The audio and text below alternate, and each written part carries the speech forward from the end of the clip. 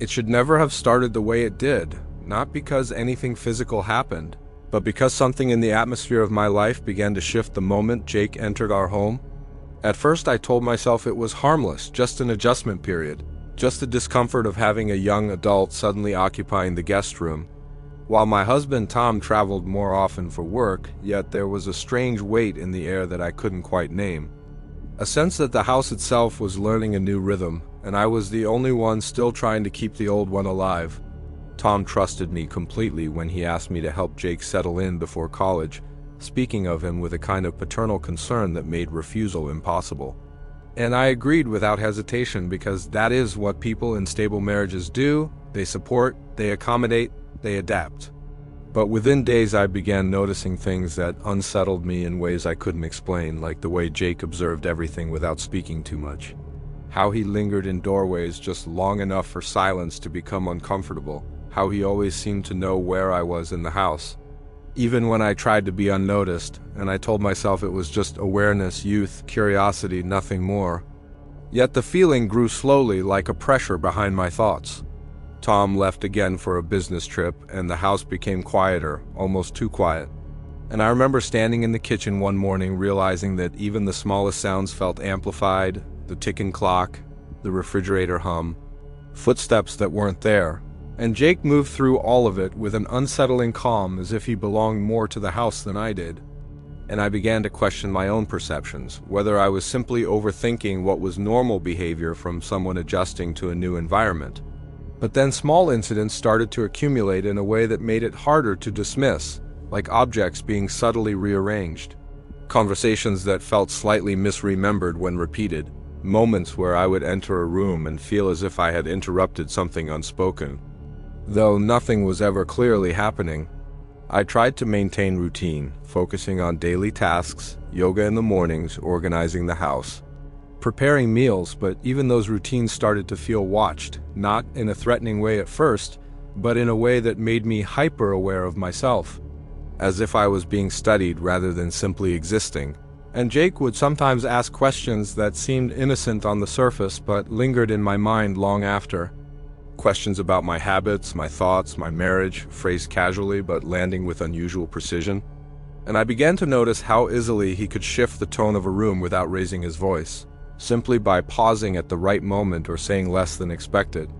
One evening, I found him sitting in the living room long after midnight, lights off, just the glow of the streetlight filtering through the window. And when I asked why he wasn't asleep, he said he was thinking, but didn't elaborate, and something about the way he said it made me uneasy. Not because it was strange for a young man to be thoughtful, but because it felt intentional, as if the thinking itself had weight he didn't want to share.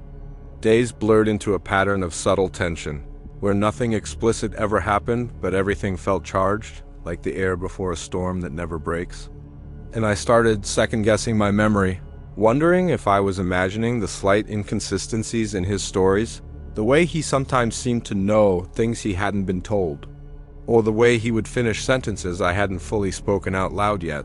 And I told myself it was coincidence, repetition, normal human intuition, but doubt has a way of growing when left alone. I began to feel like the house itself was participating in this quiet distortion, familiar spaces feeling slightly unfamiliar, reflections in mirrors catching me at angles that made me pause. And Jake remained at the center of it all, never overt, never confrontational, just present in a way that made absence feel impossible. And I found myself thinking about him when he wasn't around, not in any emotional or romantic sense, but as a question I couldn't solve, a pattern I couldn't decode. When Tom called from his trip, I forced normalcy into my voice, describing ordinary things, meals, weather, routine. But even as I spoke, I was aware of how fragile normality sounded when spoken aloud, as if it might break under too much emphasis. And after those calls, I would sit in silence longer than usual, listening to the house settle, noticing how Jake's movements always resumed just after I had fully relaxed, as if he understood timing better than anyone I knew. One night during a storm, the power flickered and went out completely, leaving the house submerged in darkness so complete it felt unfamiliar. And when I called out Jake's name, he responded instantly from somewhere close, too close for how far apart we had been moments before. And that coincidence stayed with me longer than it should have, not because it was dangerous, but because it felt orchestrated, like something aligning rather than occurring. After that, I started documenting small things in my mind, trying to establish whether there was a pattern or whether I was slipping into paranoia.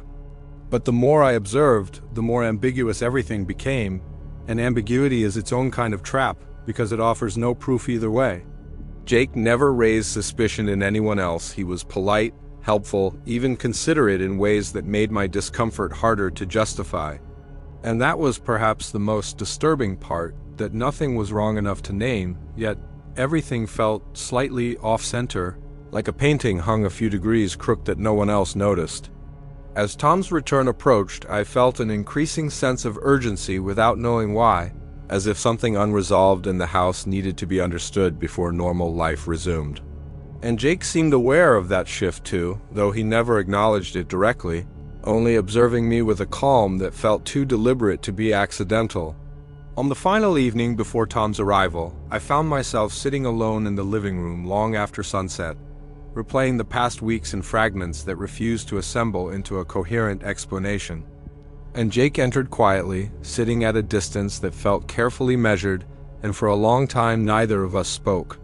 And in that silence I realized the unsettling truth was not that something had happened, but that I could no longer tell whether anything had been happening at all, whether my own mind had become unreliable under the weight of constant doubt. And Jake finally spoke only to say that some things don't need to be spoken to exist. And I didn't respond because I wasn't sure if he was warning me or confirming something I hadn't yet understood. When Tom returned the next day, everything appeared normal again, almost too normal, as if the house had reset itself. And I watched Jake slip effortlessly back into the role of a polite guest, while I stood beside my husband trying to reconstruct a version of reality that felt increasingly distant. And in the quiet moments afterward, I wondered whether the real tension had ever been between me and Jake at all, or whether it had been between perception and certainty, between what is seen and what is understood. And as days passed, I was left with only one lingering uncertainty that refused to dissolve, whether I had been observing someone else's intentions all along or slowly losing trust in my own.